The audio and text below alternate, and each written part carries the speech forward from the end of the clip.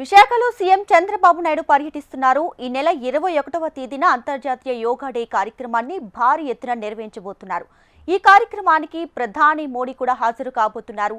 RK beach లో యోగా దినోత్సవం సందర్భంగా జరిపే కార్యక్రమ ఏర్పాట్లను సీఎం చంద్రబాబు నాయుడు స్వయంగా పరిశీలించారు. అనంతరం అధికారులతో సమీక్ష నిర్వహిస్తున్నారు. రైట్గా విశాఖలో ఈ నెల 21న యోగాంధ్ర కార్యక్రమాన్ని అయితే ఘనంగా నిర్వహించబోతుంది కూటమి సర్కార్. ఈ నేపథ్యంలో ఈవేళ విశాఖకి సీఎం చంద్రబాబు నాయుడు చేరుకున్నారు. ఉన్నత అధికారులతో సమీక్ష సమావేశం కూడా నిర్వహిస్తున్నారు. దీనికి సంబంధించి లేటెస్ట్ అప్డేట్స్ తో మా ప్రతినిధి అనురాధ లైవ్ లో సిద్ధంగా ఉన్నారు. అనురాధ, ప్రెజెంట్ సీఎం చంద్రబాబు నాయుడు ఉన్నత అధికారులతో సమీక్ష నిర్వహిస్తున్నారు. అలాగే యోగాంధ్ర కార్యక్రమానికి సంబంధించి మీ దగ్గర ఉన్నటువంటి డీటెయిల్స్ ఏంటి?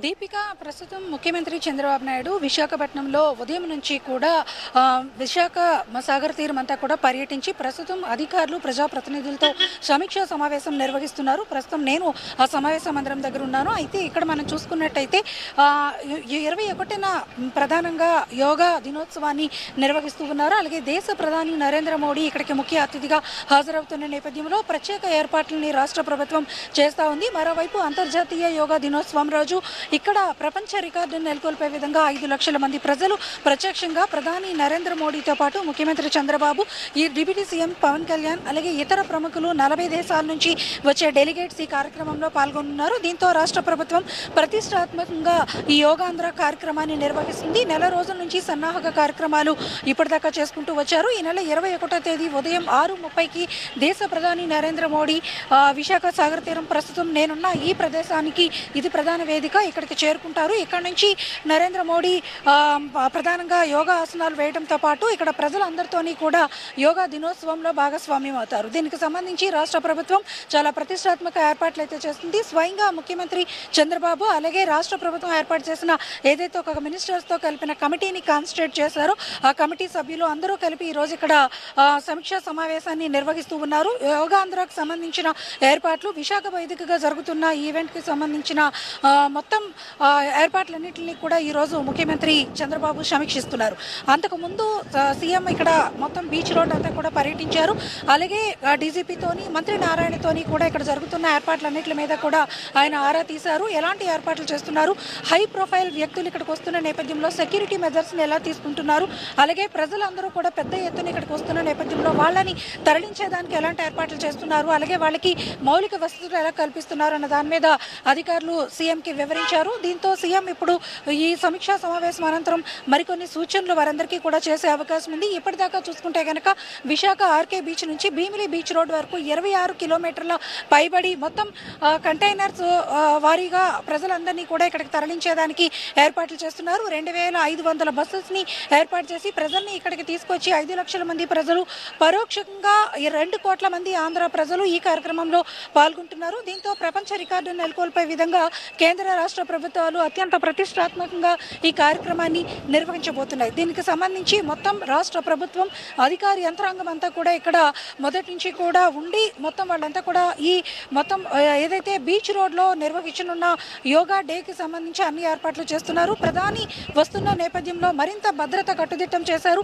బీచ్ రోడ్ అంతటినీ కూడా ఇప్పటికే రెడ్ జోన్గా ప్రకటించారు. 17వ తేదీ నుంచి 21వ తేదీ వరకు డ్రోన్స్ నిషేధిస్తున్నారు. అలాగే పూర్తిగా అటు ప్రధాని భద్రతా దళాలతో పాటు సిటీ పోలీస్ కూడా ప్రత్యేక పహారాతో 10,000 మందితో సెక్యూరిటీ మెజర్స్ని అయితే తీసుకుంటూ ఉన్నారు. అలాగే పబ్లిక్ పెద్ద ఎత్తున ఇక్కడికి చేరుతున్న నేపథ్యంలో మరి వాళ్ళందరికీ కూడా మౌలిక వసతులు కల్పించడం, వాళ్ళందరినీ సభా ప్రాంగణాల దగ్గరికి చేర్చవేయడానికి ప్రత్యేక ఏర్పాట్లు అయితే చేస్తున్నారు. ప్లాన్ ఏ, ప్లాన్ బి సిస్టంలో మొత్తం ఈ కార్యక్రమాన్ని నిర్వహించేందుకు రాష్ట్ర ప్రభుత్వం ప్రత్యేకంగా ఏర్పాట్లు అయితే చేసింది. యోగా డే రోజు బీచ్లో ఉదయం 6:30 నుంచి 7:45 ప్రాంతం వరకు కూడా ప్రధాని నరేంద్ర మోడీ ఈ సభా వేదిక వద్ద ఉంటారు. కాబట్టి ఇక్కడ ప్రత్యేకమైన ఏర్పాట్లు అయితే చేస్తున్నారు.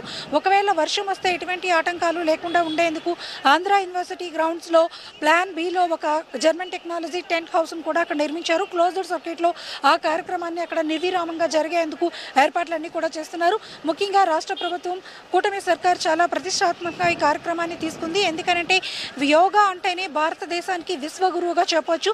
అలాంటి విశ్వగురువు ఆయన యోగాని ప్రపంచవ్యాప్తంగా ప్రపంచవ్యాప్తంగా ఈరోజు మన ప్రాంతం నుంచి పరిచయం చేస్తున్న నేపథ్యంలో మొత్తం ప్రపంచం అంతా కూడా విశాఖపట్నం వైపు చూస్తుంది ఈరోజు. దీంతో 10,000 మంది పోలీసులు, 10,000 మందికి పైగా అధికారులు, జిల్లా యంత్రాంగాలు, ప్రజాప్రతినిధులు అందరూ కూడా ఇక్కడికి ఇప్పటికే విశాఖపట్నానికి చేరుకున్నారు. ఈరోజు ముఖ్యమంత్రి సమీక్షా సమావేశం అనంతరం మరికొన్ని సూచనలతో పూర్తి స్థాయిలో అత్యంత భద్రతా వలయంలో ప్రతిష్టాత్మకంగా ఈ కార్యక్రమాన్ని నిర్వహించేందుకు అన్ని ఏర్పాట్లు కూడా పూర్తవుతున్నాయి.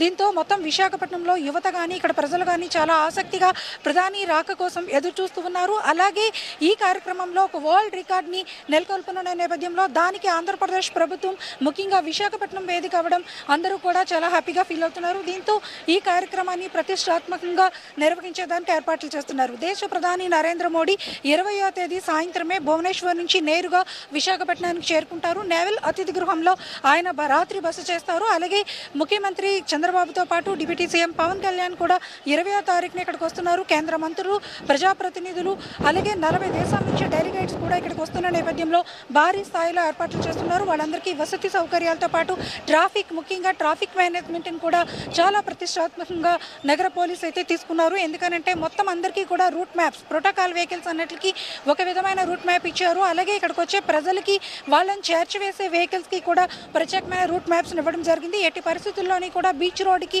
21వ తేదీ తెల్లవారుజాము నుంచి కూడా ప్రైవేట్ వాహనాలన్నింటినీ కూడా అలౌ చేయరు.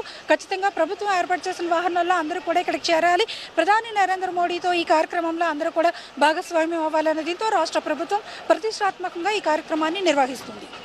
Right Anuradha, thanks for the latest updates.